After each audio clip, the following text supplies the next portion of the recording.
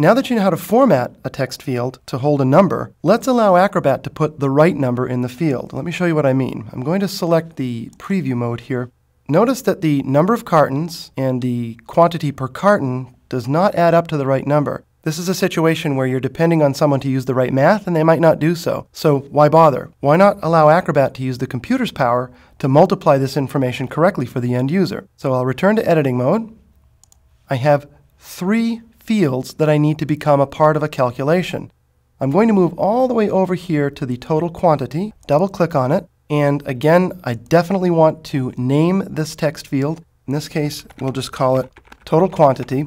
And in this case, I'm not going to add a tooltip because Acrobat is going to do the calculating here. In fact, I want it to be a read-only field. In other words, I don't want the user to be able to come in here and type any information at all. What I do want to have happen, though, is I want Acrobat to calculate the value that fits in that field. Because the calculated value is going to be a number, first I need to make it a number. And it's already set to number. I had pre-built that for you, so it's all set. We'll come back to calculate. The value of the field is not the sum, but the product of the following fields. And I'll click Pick.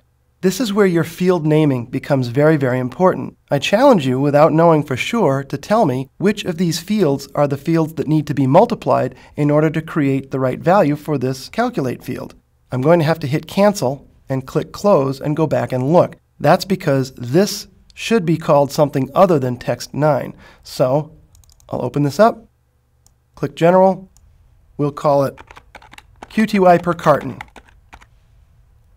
Click Close, and now I can return to the total QTY field. I'll open it, select Calculate, set that the value is the product of the following fields, pick, and I want quantity per carton times number of cartons, and I can click OK and Close.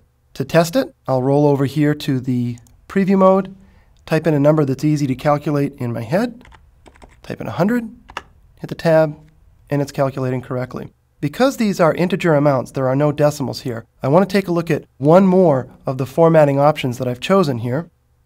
Come over to preview mode, open this back up, go back to format.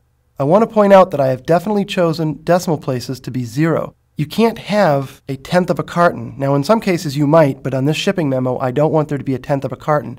And so that's why I've eliminated the possibility of any decimal places by setting it to 0.